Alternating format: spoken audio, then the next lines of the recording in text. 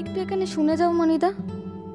মা তো কিছুতেই শুনছেন না, কেবলই বলছেন সে নিশ্চয় এসেছে, শুধু লজ্জায় আমার সঙ্গে দেখা করতে পারছে না। আমি জানি। তুমি একটিবার চলো না মনিদা। চলো, আমিও যাব। কে? নিরঞ্জন এলি? এবার তো আর অমন করে পালাবি না। না মাসিমা, আর পালাবো না। যামিনীকে তুই নিবি তো বাবা? আমি তোমায় কথা দিচ্ছি মাসিমা, আমার কথার নড়চড় হবে না। আপনার ছিপটিপচে পড়ে রইল। থাক না, এবারে পারিনি বলে তেলেনাপোতার মাছ কি বারবার ফাঁকি দিতে পারবে বুঝি?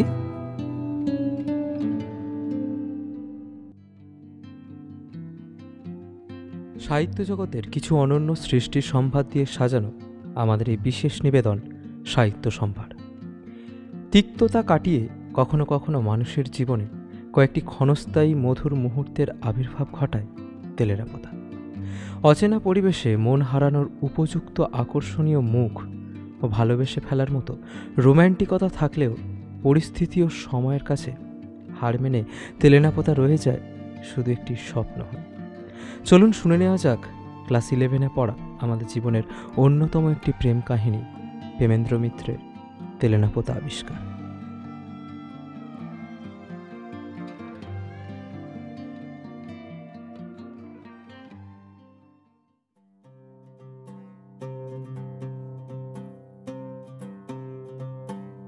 শনি ও মঙ্গলই হবে বোধহয়।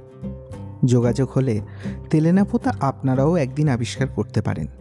অর্থাৎ কাজে কর্মে মানুষের ভিড়ে হাঁপিয়ে ওঠার পর যদি হঠাৎ দুদিনের জন্য ছুটি পাওয়া যায়, আর যদি কেউ এসে ফুসলানি দেয় যে কোনো এক আশ্চর্য সরোবরে পৃথিবীর সবচেয়ে সরলতম মাছেরা এখনও তাদের জলজীবনের প্রথম বড়শিতে হৃদয়বিদ্ধ করবার জন্য উদ্গ্রীব হয়ে আছে, আর জীবনে কখনো একটা পুঁটি ছাড়া অন্য কিছু জল থেকে টেনে তোলবার সৌভাগ্য যদি আপনার না হয়ে থাকে, তাহলে হঠাৎ একদিন তেলেনাপোতা আপনিও আবিষ্কার করতে পারেন।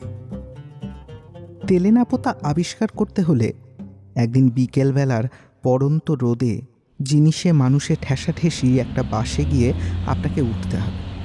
তারপর রাস্তার ঝাঁকানির সঙ্গে মানুষের গুঁতো খেতে খেতে ভাদ্রের গরমে ঘামে ধুলোয় চটচটে শরীর নিয়ে ঘণ্টা দুয়েক বাদে রাস্তার মাঝখানে নেমে পড়তে হবে আচমকা। সামনে নিচু একটা জলার মতো জায়গার উপর দিয়ে ঘর ঘর শব্দে বাসটি চলে গিয়ে ওধারে পথের বাঁকে অদৃশ্য হওয়ার পর দেখবেন সূর্য এখনো না ডুবলেও চারিদিক ঘন জঙ্গলে অন্ধকার হয়ে এসেছে। কোনো দিকে চেয়ে জনমানব দেখতে পাবেন না। মনে হবে পাখিরাও যেন সভয়ে সে জায়গা পরিত্যাগ করে চলে গিয়েছে। একটা স্যাঁতস্যাঁতে ভিজে ভাবসা আবহাওয়া টের পাবেন। মনে হবে নিচের জলা থেকে একটু ক্রূর কুণ্ডলিত জলীয় অভিশাপ ধীরে ধীরে অদৃশ্য ফনা তুলে উঠে আসছে। বড় রাস্তা থেকে নেমে সেই ভিজে জলার কাছে গিয়ে দাঁড়াতে হবে আপনাকে। সামনে ঘন জঙ্গলের ভিতর দিয়ে মনে হবে একটা কাদা জলের নালা কে যেন কেটে রেখেছে। সে নালার মতো রেখাও কিছু দূরে গিয়ে দুধারে বাঁশঝাড় আর বড় বড় ঝাঁকড়া গাছের মধ্যে হারিয়ে গিয়েছে।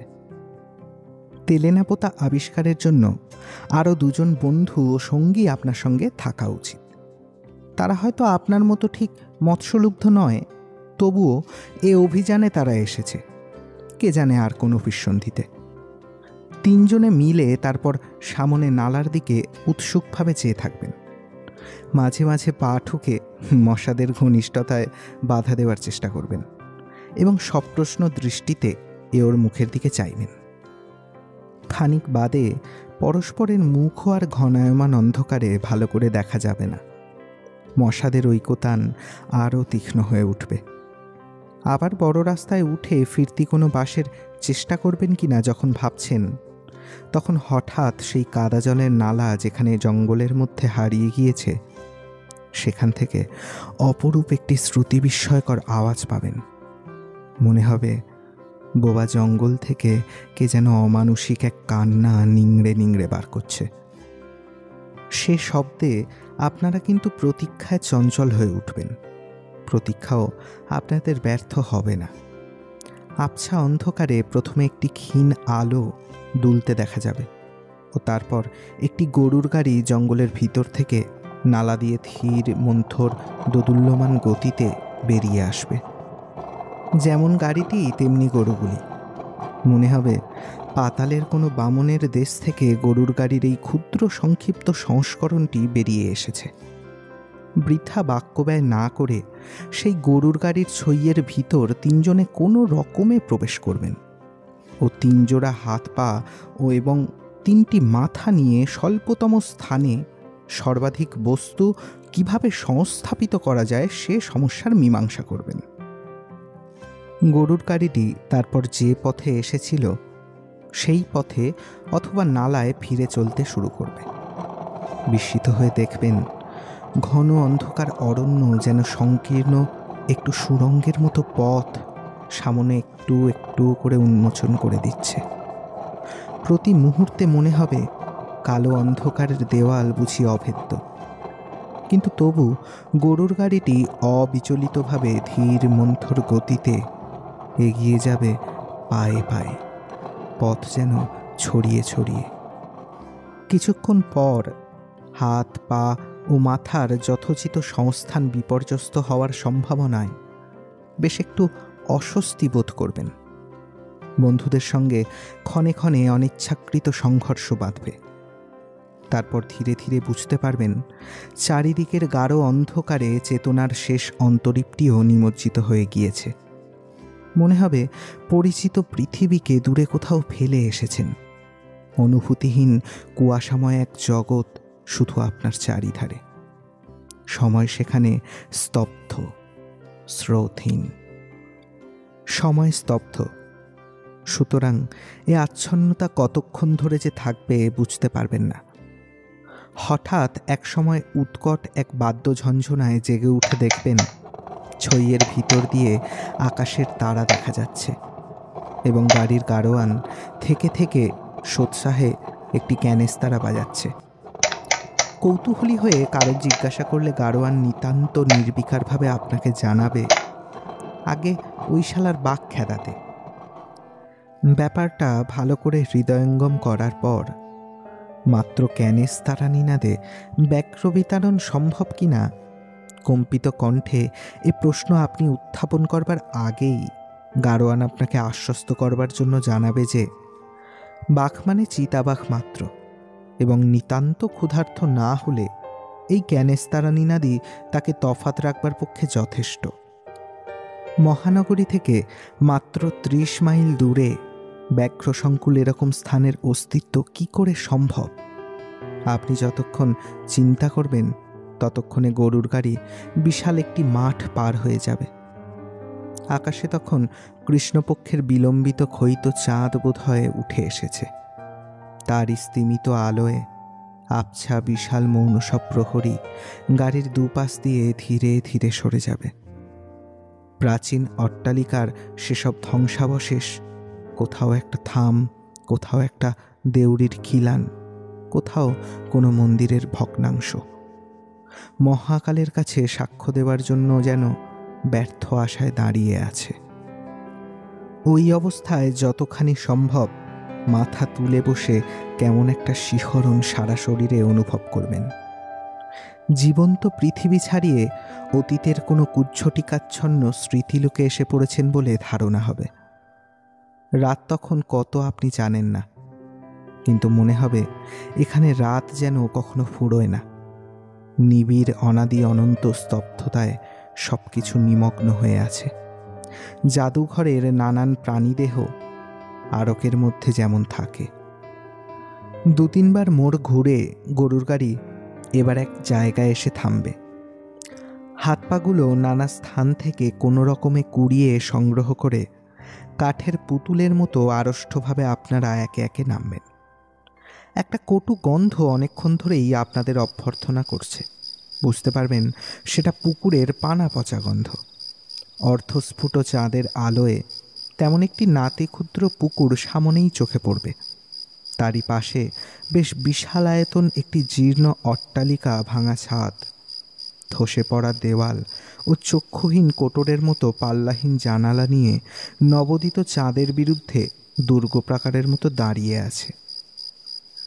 এই ধ্বংসাবশেষেরই একটি অপেক্ষাকৃত বাসযোগ্য ঘরে আপনাদের থাকার ব্যবস্থা করে নিতে হবে। কোথা থেকে গাড়োয়ান একটি ভাঙা লণ্ঠন নিয়ে এসে ঘরে বসিয়ে দেবে, সেই সঙ্গে এক কলসি জল। ঘরে ঢুকে বুঝতে পারবেন বহুযুগ পরে মনুষ্যজাতির প্রতিনিধি হিসাবে আপনারাই সেখানে প্রথম পদার্পণ করছেন। ঘরের ঝুল, জঞ্জাল ও ধুলো হয়তো কেউ আগে কখনো পরিষ্কার করবার ব্যর্থ প্রচেষ্টা করে গিয়েছে। ঘরের অধিষ্ঠাত্রী আত্মা যে তাতে ক্ষুব্ধ, একটি অস্পষ্ট ভাবসা গন্ধে তার প্রমাণ পাবেন। সামান্য চলাফেরায় ছাদ ও দেয়াল থেকে জীর্ণ পলস্তারা সেই রুষ্ট আত্মার অভিশাপের মতো থেকে থেকে আপনাদের ওপর বর্ষিত হবে। 2-3টি চামচিকা ঘরের অধিকার নিয়ে আপনাদের সঙ্গে সারা রাত বিবাদ করবে। তেলেনাপোতা আবিষ্কারের জন্য আপনার 2টি বন্ধুর একজন পানরসিক ও অপরজনের নিদ্রাবিলাসী কুম্ভকর্ণের দোসর হওয়া দরকার। ঘরে পৌঁছেই মেঝের উপরে কোনো রকমের শতরঞ্চির আবরণ পড়তে না পড়তেই একজন তার ওপর নিজেকে বিস্তৃত করে নাসিকাধ্বনি করবেন, অপরজন পানপাত্রে নিজেকে নিমজ্জিত করে দেবেন। রাত বাড়বে। ভাঙা লণ্ঠনের কাঁচের চিমনি ক্রমশ গাঢ়ভাবে কালিমালিপ্ত হয়ে ধীরে ধীরে অন্ধ হয়ে যাবে। কোনো রহস্যময় বেতার সংকেতে খবর পেয়ে সে অঞ্চলের সমস্ত সমর্থ সাবালক মশা নবাগতদের অভিনন্দন জানাবে ও তাদের সঙ্গে শোণিত সম্বন্ধ স্থাপন করতে আসবে। আপনি বিচক্ষণ হলে দেওয়ালে ও গায়ে বসবার বিশিষ্ট ভঙ্গি দেখে বুঝবেন তারা মশাদের মধ্যে সবচেয়ে বড়, কুলীন, ম্যালেরিয়া দেবীর অদ্বিতীয় বাহন অ্যানোফিলিস। আপনার 2 বন্ধু তখন 2 কারণে অচেতন। ধীরে ধীরে তাই শয্যা পরিত্যাগ করে উঠে দাঁড়াবেন। তারপরে গুমোট গরম থেকে একটু পরিত্রাণ পাওয়ার জন্য টর্চটি হাতে নিয়ে ভগ্নপ্রায় সিঁড়ি দিয়ে উপরের ছাদে উঠবার চেষ্টা করবেন। প্রতি মুহূর্তে কোথাও ইট বা টালি খসে পড়ে ভূপতিত হওয়ার বিপদ আপনাকে নিরস্ত করবার চেষ্টা করবে। তবু কোনো দুর্বার আকর্ষণে সমস্ত অগ্রাহ্য করে আপনি উপরে না উঠে পারবেন না। ছাদে গিয়ে দেখবেন অধিকাংশ জায়গাতে অলিশা ভেঙে ধূলিসাৎ হয়েছে। ফাটলে ফাটলে অরণ্যের পঞ্চম বাহিনী ষড়যন্ত্রের শিকড় চালিয়ে ভিতর থেকে এ অট্টালিকার ধ্বংসের কাজ অনেকখানি এগিয়ে রেখেছে। তবু কৃষ্ণপক্ষের ক্ষীণ চাঁদের আলোয় সমস্ত কেমন অপরূপ মোহময় মনে হবে খানিকক্ষণ চেয়ে থাকলে এই মৃত্যু সুষুপ্তিমগ্ন মায়াপুরীর কোনো গোপন প্রকোষ্ঠে বন্দিনী রাজকুমারী সোনার কাঠি রূপোর কাঠি পাশে নিয়ে যুগান্তরের গাঢ় তন্দ্রায় অচেতন। তা যেন আপনি টের পাবেন। সেই মুহূর্তে অদূরে সংকীর্ণ রাস্তার ওপারে একটি ভগ্নস্তূপ বলে যা মনে হয়েছিল, তারই একটি জানালায় একটি ক্ষীণ আলোর রেখা আপনার চোখে পড়বে। সেই আলোর রেখা আড়াল করে একটি রহস্যময় ছায়ামূর্তি সেখানে এসে দাঁড়াবে। গভীর নিশীথ রাত্রে কে যে এই বাতায়নবর্তিনী, কেন যে তার চোখে ঘুম নেই আপনি ভাববার চেষ্টা করবেন, কিন্তু কিছুই বুঝতে পারবেন না। খানিক বাদে মনে হবে সবই বুঝি আপনার চোখের ভ্রম। বাতায়ন থেকে সে ছায়া সরে গিয়েছে, আলোর ক্ষীণ রেখা গিয়েছে মুছে। মনে হবে এই ধ্বংসপুরীর অতল নিদ্রা থেকে একটি স্বপ্নের বুদবুদ ক্ষণিকের জন্য জীবনের জগতে ভেসে উঠে আবার মিলিয়ে গিয়েছে। আপনি আবার সন্তর্পণে নিচে নেমে আসবেন এবং কখন এক সময়ে 2 বন্ধুর পাশে একটু জায়গা করে ঘুমিয়ে পড়বেন জানতে পারবেন না। যখন জেগে উঠবেন তখন অবাক হয়ে দেখবেন এই রাত্রির দেশেও সকাল হয়, পাখির কলরবে চারিদিক ভরে যায়। আপনার আসল উদ্দেশ্য আপনি নিশ্চয়ই বিস্মিত হবেন না।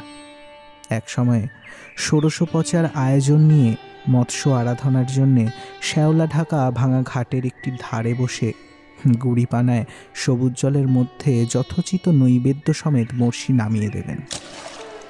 বেলা বাড়বে।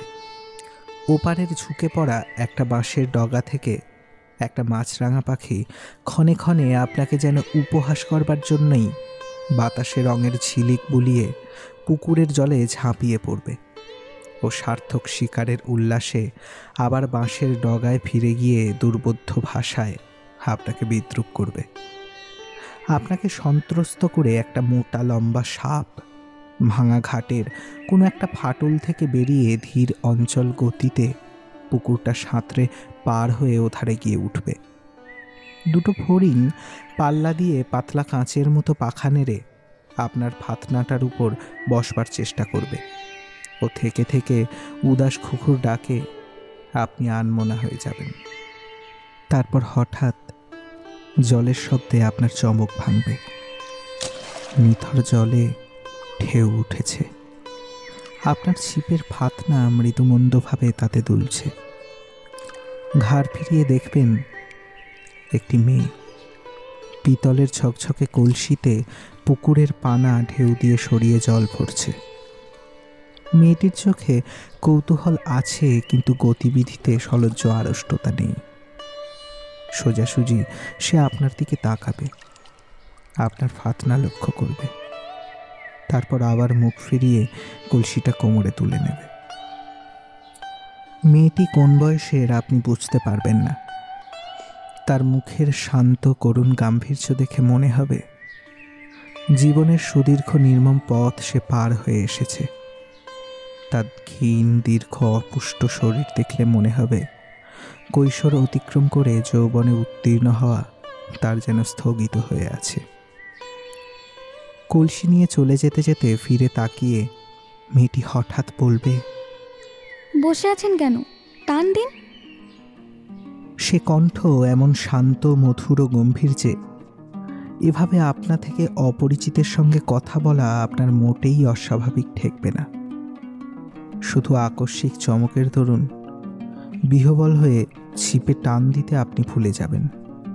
তারপর ডুবে যাওয়া ফাতনা আবার ভেসে উঠবার পর ছিপ তুলে দেখবেন বড়শিতে টোপ আর নেই। একটু অপ্রস্তুতভাবে মেয়েটির দিকে আপনাকে এবার তাকাতেই হবে।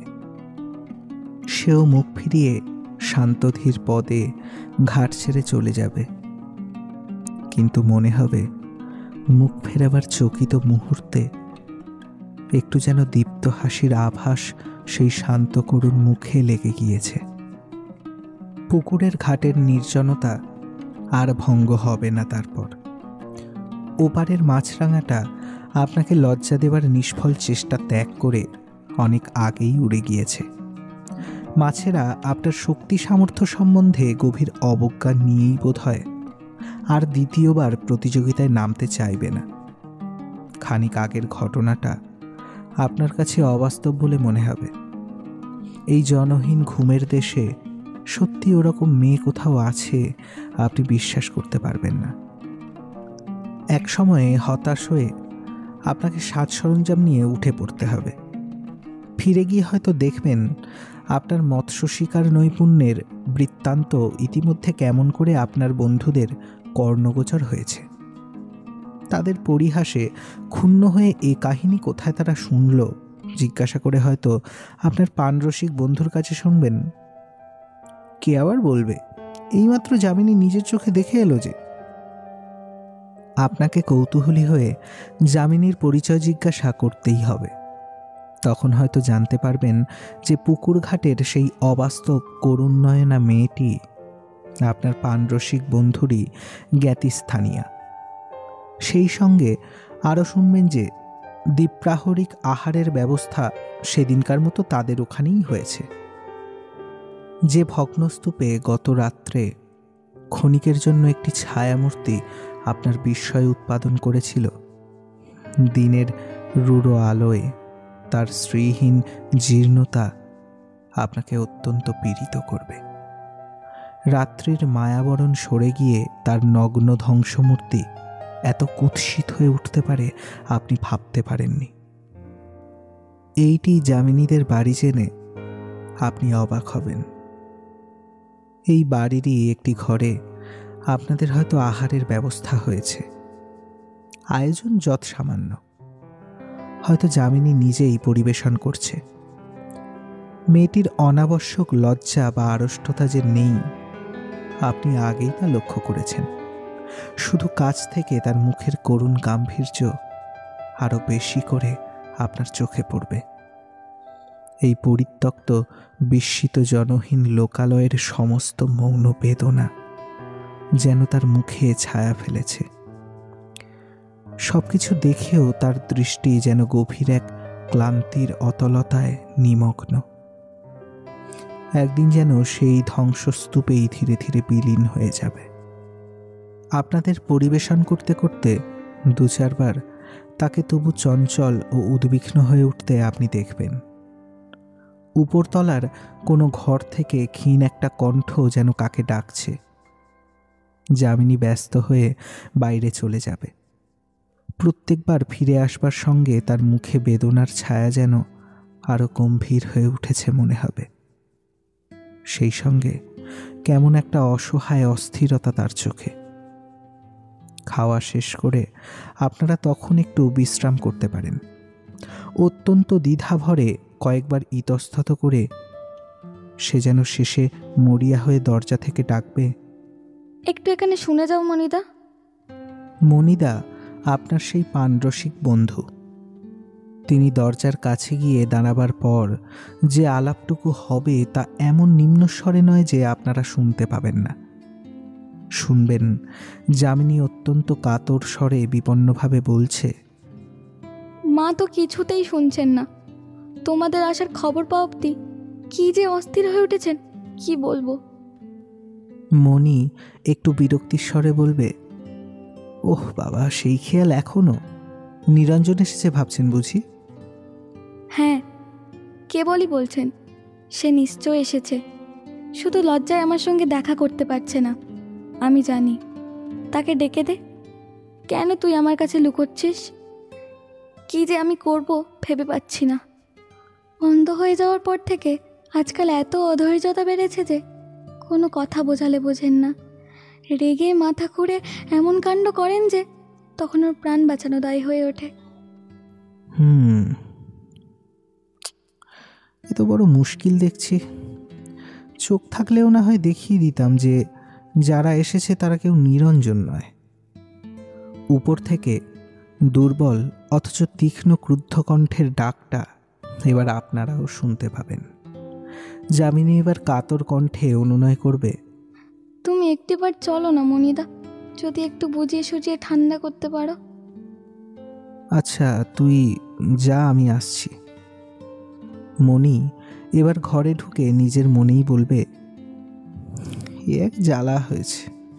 যা হোক, বুড়ির হাত পা পড়ে গেছে, চোখ নেই, তবু বুড়ি পণ করে বসে আছে, কিছুতেই মরবে না।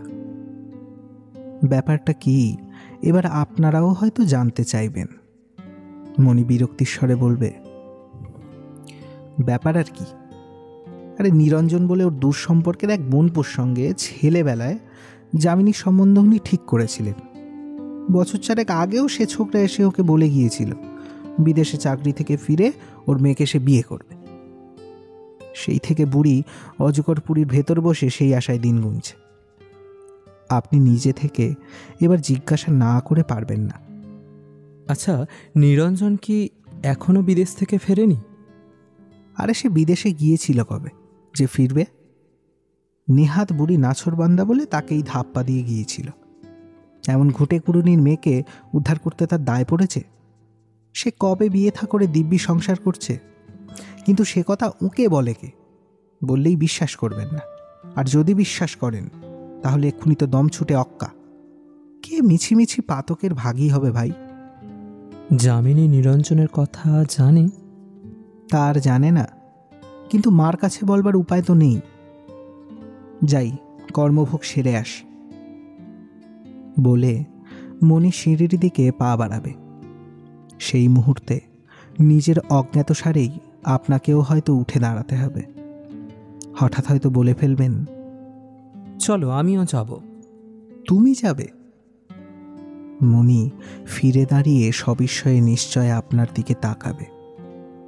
হ্যাঁ, তবে গেলে কোনো আপত্তি আছে? না, আপত্তি কিসের? বলে বেশ বিমূঢ়ভাবেই মণি আপনাকে পথ দেখিয়ে নিয়ে যাবে। সংকীর্ণ অন্ধকার ভাঙা সিঁড়ি দিয়ে যে ঘরটিতে আপনি পৌঁছবেন, মনে হবে উপরে নয়, মাটির তলার সুড়ঙ্গেই বুঝি তার স্থান। একটিমাত্র জানালা, তাও বন্ধ। বাইরের আলো থেকে এসে প্রথমে আপনার চোখে সবই ঝাপসা ঠেকবে, তারপর টের পাবেন প্রায় ঘরজোড়া একটি ভাঙা তক্তাপোষে ছিন্ন কন্থাজড়িত একটি শীর্ণ কঙ্কালসার মূর্তি শুয়ে আছে। তক্তাপোষের একপাশে যামিনী পাথরের মূর্তির মতো দাঁড়িয়ে। আপনার পদশব্দ শুনে সেই কঙ্কালের মধ্যেও যেন চাঞ্চল্য দেখা দেবে। কে? নিরঞ্জন এলি? অভাগী মাসিকে এতদিন পরে মনে পড়লো বাবা? তুই আসবি বলে প্রাণটা যে আমার কণ্ঠায় এসে আটকে আছে। কিছুতেই যে নিশ্চিন্তে হয়ে মরতে পারছিলাম না। এবার তো আর অমন করে পালাবি না? মণি কি যেন বলতে যাবে, তাকে বাধা দিয়ে আপনি অকস্মাৎ বলবেন, না মাসিমা, আর পালাবো না। মুখ না তুলেও মনির বিমূঢ়তা ও আরেকটি স্থানুর মতো মেয়ের মুখে স্তম্ভিত বিস্ময় আপনি যেন অনুভব করতে পারবেন। কিন্তু কোনো দিকে তাকাবার অবসর আপনার থাকবে না। দৃষ্টিহীন দুটি চোখের কোটরের দিকে আপনি তখন নিস্পন্দ হয়ে রুদ্ধ নিঃশ্বাসে চেয়ে আছেন। মনে হবে সেই শূন্য কোটরের ভিতর থেকে অন্ধকারের দুটি কালো শিখা বেরিয়ে এসে যেন আপনার সর্বাঙ্গ লেখন করে পরীক্ষা করছে। কটি স্তব্ধ মুহূর্ত ধীরে ধীরে সময়ের সাগরে শিশির বিন্দুর মতো ঝরে পড়ছে বলে আপনি অনুভব করবেন। তারপর শুনতে পাবেন, আমি জানতাম তুই না এসে পারবি না বাবা, তাই তো এমন করে এই প্রেতপুরে পাহারা দিয়ে দিন গুনছি। বৃদ্ধা কথা বলে হাঁফাবেন। চকিতে একবার যামিনীর উপর দৃষ্টি বুলিয়ে নিয়ে আপনার মনে হবে বাইরের কঠিন মুখোশের অন্তরালে তার মধ্যেও কোথায় যেন কি ধীরে ধীরে গলে যাচ্ছে। ভাগ্য ও জীবনের বিরুদ্ধে গভীর হতাশার উপাদানে তৈরি এক সুদৃঢ় শপথের ভিত্তি আলগা হয়ে যেতে আর বুঝি দেরি নেই। বৃদ্ধা আবার বলবেন, যামিনীকে নিয়ে তুই সুখী হবি বাবা। আমার পেটে হয়েছে বলে বলছি না, এমন হয় না। শোকে তাপে বুড়ো হয়ে মাথার ঠিক নেই। রাত দিন খিটখিট করে মেয়েটাকে যে কত যন্ত্রণা দিই তা কি আমি জানি না? তবু মুখে ওর রা নেই। এই শ্মশানের দেশ, 10টা বাড়ি খুঁজলে একটা পুরুষ মেলে না। আমার মতো ঘাটের মরারা শুধু ভাঙা ইট আগড়ে এখানে সেখানে থুকছে। এর মধ্যে একাধারে মেয়ে পুরুষ হয়ে ও কি না করছে। একান্ত ইচ্ছা সত্ত্বেও চোখ তুলে একটিবার তাকাতে আপনার সাহস হবে না। আপনার নিজের চোখের জল বুঝি আর গোপনে রাখা যাবে না। বৃদ্ধা ছোট একটি নিঃশ্বাস ফেলে বলবেন, যামিনীকে তুই নিবি তো বাবা? তোর শেষ কথা না পেলে আমি মরেও যে শান্তি পাবো না। ধরা গলায় আপনি তখন শুধু বলতে পারবেন, আমি তোমায় কথা দিচ্ছি মাসিমা, আমার কথার নড়চড় হবে না। তারপর বিকালে আবার গরুর গাড়ি দরজায় এসে দাঁড়াবে। আপনারা 3 জনে একে একে তাতে উঠবেন। যাবার মুহূর্তে গাড়ির কাছে এসে দাঁড়িয়ে আপনার দিকে সেই করুণ দুটি চোখ তুলে যামিনী শুধু বলবে, আপনার ছিপটিপ যে পড়ে রইল। আপনি হেসে বলবেন, থাক না, এবারে পারিনি বলে তেলেনাপোতার মাছ কি বারবার ফাঁকি দিতে পারবে বুঝি? যামিনী মুখ ফিরিয়ে নেবে না, ঠোঁট থেকে নয়। মনে হবে তার চোখের ভিতর থেকে মধুর একটি সকৃতজ্ঞ হাসি শরতের শুভ্র মেঘের মতো আপনার হৃদয়ের দিগন্ত স্নিগ্ধ করে ভেসে যাচ্ছে। গাড়ি চলবে। কবে 100 না 150 বছর আগে প্রথম ম্যালেরিয়ার মোড়কের এক দুর্বার বন্যা তেলেনাপোতাকে চলমান জীবন্ত জগতের এই বিস্মৃতিবিলীন প্রান্তে ভাসিয়ে এনে ফেলে রেখে গিয়েছিল, আপনার বন্ধুরা হয়তো সেই আলোচনা করবেন যেসব কথা ভালো করে আপনার কানে যাবে না। গাড়ির সংকীর্ণতা আর আপনাকে পীড়িত করবে না। তার চাকার একঘেয়ে কাঁদুনি আর আপনার কাছে কর্কশ লাগবে না। আপনি শুধু নিজের হৃদস্পন্দনে একটি কথাই বারবার ধ্বনিত হচ্ছে শুনবেন, ফিরে আসব, ফিরে আসব। মহানগরের জনাকীর্ণ আলোকোজ্জ্বল রাজপথে যখন এসে পৌঁছবেন, তখনও আপনার মনে হবে তেলেনাপোতার স্মৃতি সুদূর অথচ অতি অন্তরঙ্গ একটি তারার মতো উজ্জ্বল হয়ে আছে। ছোটখাটো বাধা বিলম্বিত কটি দিন কেটে যাবে। মনের আকাশে একটু করে কুয়াশা জমেছে কিনা আপনি টের পাবেন না। তারপর যেদিন সমস্ত বাধা অপসারিত করে তেলেনাপোতায় ফিরে যাওয়ার জন্য আপনি প্রস্তুত হবেন, সেদিন হঠাৎ মাথার যন্ত্রণায় ও কম্প দেওয়া শীতে লেপ কম্বল মুড়ি দিয়ে আপনাকে শুতে হবে। থার্মোমিটারের পারা জানাবে 105 ডিগ্রি। ডাক্তার এসে বলবে, ম্যালেরিয়াটি কোথা থেকে বাগালেন?